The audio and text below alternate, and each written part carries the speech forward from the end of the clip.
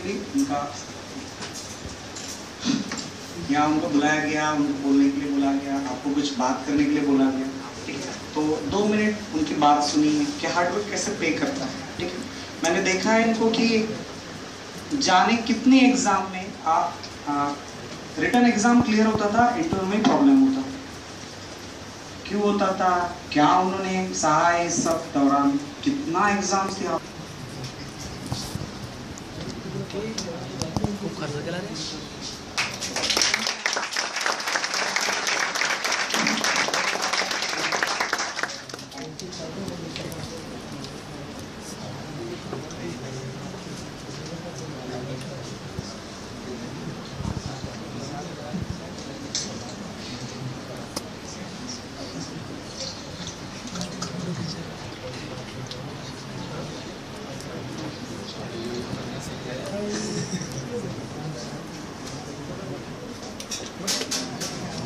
Good evening, friends. Good evening, sir. I am Abhay Sumi. I completed my doctor. I am a BMS.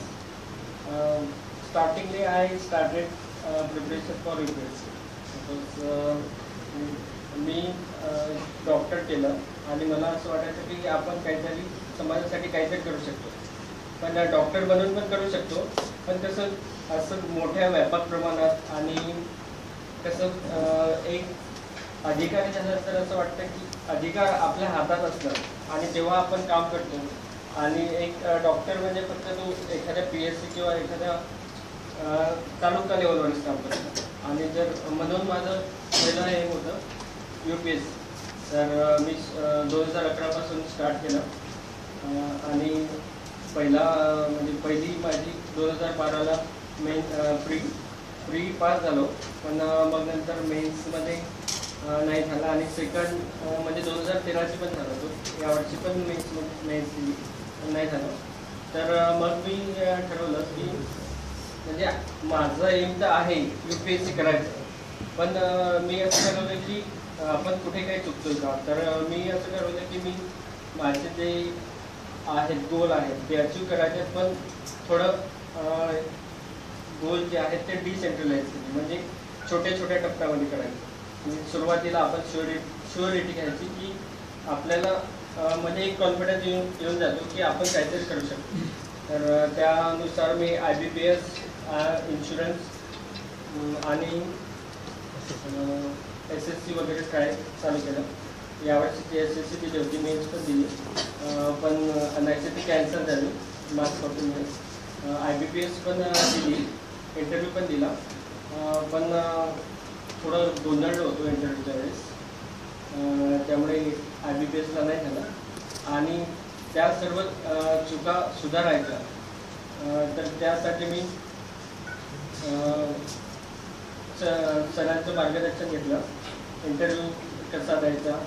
आणि सरांनी मला छोट्या छोट्या गोष्टी शिकवल्या की तुम्ही बोलताना पुढच्या लोकांना त्यांना वाटायला पाहिजे की तुम्ही त्यांच्यासोबत संवाद साधून राहिला, तुम्ही त्यांच्या डोळ्यात डोळे मिळवून असं बोलायला पाहिजे की आहे बा तो मुलगा आहे की तो त्याची मुद्दे जे आहेत तो मांडू शकतो.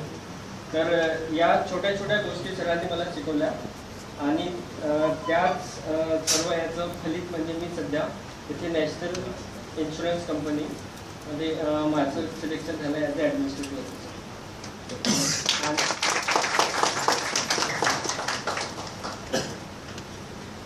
म्हणतात की म्हणजे जर आपण फेल झालं, तुम्हाला बॉक्सिंग गेम माहीत असेल, बॉक्सिंग गेममध्ये कसं असतं की जो बॉक्सर असतो तो पडतो, पण जेव्हा तो उठू शकत नाही तेव्हा तो हरलेला असतो. पण आपलं पण असं म्हणजे आपण पण खूप साऱ्या एक्झाम देतो, पण एक्झाममध्ये आपण जरी पास नाही झालं, पहिल्या स्टेजवर पास नाही झालं, पण निराश न होता म्हणजे आपण पुन्हा पुन्हा प्रयत्न करत राहायचं.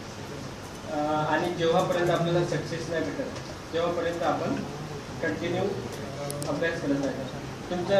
तुम्ही सर्व बँकिंगलाच आहात की कोणाचं दुसरं अजून मोठं एम आहे काय करायचं?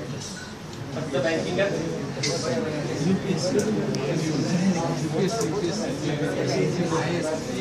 म्हणजे SBI POs बनायचं का बरं?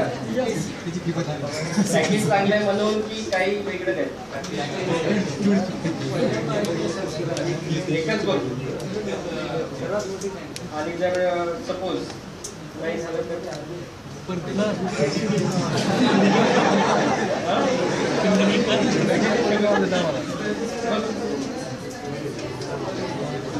तर म्हणजे असं नाही म्हणतोय की होईल म्हणून, पण असं म्हणतोय की तुम्ही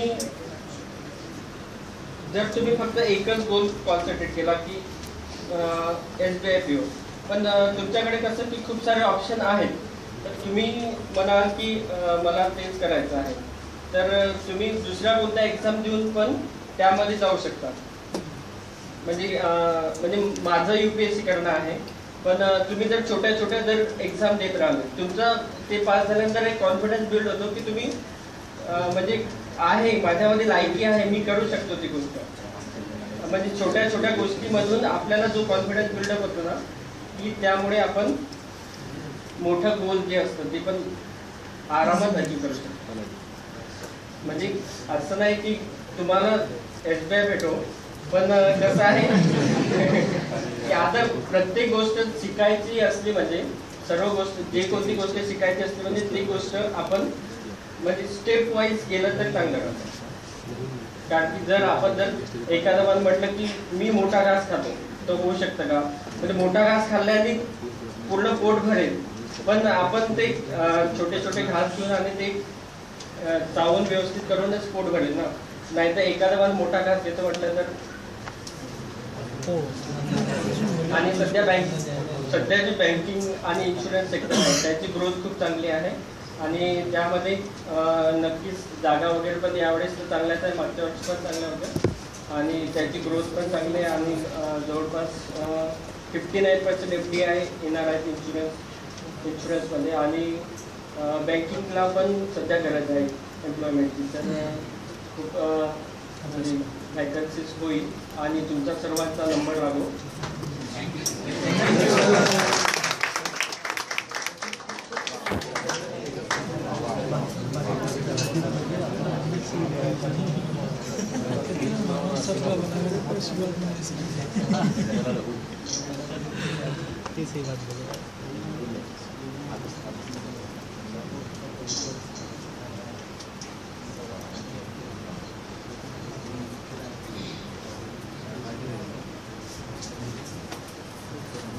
Then this person, he was not able to talk a single word from before anybody.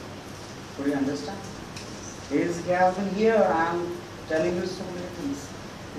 Maybe language, some people was not able to understand. But some people were not able to understand. I found that जिनको बिल्कुल मराठी नहीं आता उनको नहीं समझा, मैं मानता हूँ, लेकिन उन्होंने एक भी वर्ड इधर का उधर नहीं. मैंने उनको देखा है यहाँ स्ट्रगल करते. उनका एक फ्लैट है इन लोगों का, 6 लोग हैं उस फ्लैट में. 5 साल से सभी के सभी क्या बोलते हैं इसमें असफलता प्राप्त कर रहे हैं हर एग्जाम में. उनमें से जब ये क्लास 6 लोगों ने लगाया, 6 के 6 रूम पार्टनर यहाँ थे. 2 IAS ऑफिसर हो गए, ठीक है, एक डेप्यूटी कलेक्टर हो गया, एक डेप्यूटी कलेक्टर हो गया, ठीक है, उमेश नंदावड़ी, उसका अभी इंटरव्यू हुआ है इसी साल, अभी 6 तारीख को इंटरव्यू हुआ है. फिर इनके 2-3 सिलेक्शन हो गए, इस बार 4 सिलेक्शन है, वो बोले नहीं आपको, एक ही सिलेक्शन बताया आपको, ठीक है. और अभी कल राज्य सेवा का मेंस भी है. सो पता नहीं क्या हो गया उस रूम को, उस फ्लैट पे जो भी जाता है इस क्लास को ज्वाइन करता है और पास हो जाता है.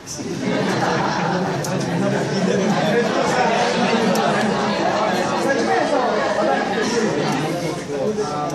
हो गया, उसके बाद कागजते हो गया, वो ये become club in NICL itself we became club, ठीक है. यहाँ ऐसा नहीं किया कि अरे 1 साल से तो सीनियर है, इसका क्या स्टूडेंट बनना. थोड़ा भी 4 साल हो गया था, सिलेक्शन नहीं हो रहा था. इस बार कभी प्रीलिम्स तक निकला, इस बार प्रीलिम्स निकला, मेंस निकला, इंटरव्यू निकला, वो भी हाईएस्ट रैंक आया, डायरेक्ट डिप्टी कलेक्टर हो गए. फिर सेकेंडली UPSC निकला, मेंस, प्रीलिम्स, मेंस, इंटरव्यू अभी हुआ है. अब देखते क्या होता है. सो ऐसा बहुत बार होता है. सबसे पहला सिलेक्शन उनका LIC ये होगा, ठीक है. इतना सारा सिलेक्शन हाथ में आ गया, 1 साल में अचीव हो गया, जो 5-5 साल से नहीं हो रहा था. तो ये क्या है पता है आपको? वेळ यावी लागते. टाइम विल कम, ठीक है, उस टाइम का इंतजार करो. वो टाइम आना चाहिए आपका, टर्निंग पॉइंट, ठीक है. तो टर्निंग पॉइंट आता है ना, उस दिन कोई रोक नहीं सकता उस सक्सेस को आपसे, कोई नहीं छीन सकता वो आपका सक्सेस. आप देखना, शायद कुछ लोग सिलेक्ट हो जाए अभी पहले अटेम्प्ट में, इस बार हो जाए, कुछ लोग रह जाए, ठीक है, चौथा अटेम्प्ट मींस यहाँ 2-3 साल रुक जाए, कोई गम नहीं. आप अपने एम पे बिल्कुल निर्धार से बैठे रहो, कोई माइकल लाल आपसे छीन नहीं सकता. बेटा आपको लगना है ना, बिल्कुल लगना है. साथ देता है बेलंगी क्लास विनर इंस्टीट्यूट, मैं नहीं, ठीक है ना, विनर इंस्टीट्यूट आपका साथ देता है, ठीक है. किसी ने केस किया, कुछ डाल दिया मेरे खिलाफ की 100% गारंटी कैसे ले सकते हैं? ऐसे ले सकते हैं, क्योंकि आपको आखिरी छोर तक साथ देते. आप अपना एफर्ट्स दो, हम अपना एफर्ट्स देते हैं. आपका 100%, हमारा 100%, 200%, 200% बिल्कुल गारंटी है आपका लगने, ठीक है. सो प्लीज करो, ठीक है. मैंने इनको देखा है, इनको ऐसे देखा है, रिगोरियस मेहनत करते हुए, हार्ड वर्क करते हुए इंटरव्यू को गए. इतना मैंने जो बोला, मैंने बोला ना बेटा ये फैन की हिस्ट्री याद करो, तो वो बेचारा ये भी याद करके जाता था. इतना भरोसा, कुछ नहीं छोड़ा. मैंने जो बोला हर चीज किया. लेकिन इंटरव्यू में आई वर्क, मैंने बहुत समझा, लेकिन नहीं हो पाया. तो एक पूरा बोला, लेकिन आई कांटेक्ट न होने की वजह से आईबीपीएस क्लब छूट गया, फिर पीओ छूट गया आईबीपीएस से, फिर से नाम में इतना स्टेज बिल्कुल ऐसे लग रहा था कि क्या बोलूं. लेकिन मैंने बोला अभय मेरा नाम है आपके पीछे, बिल्कुल होना चाहिए किसी भी हाल में, फियरलेस, ठीक है.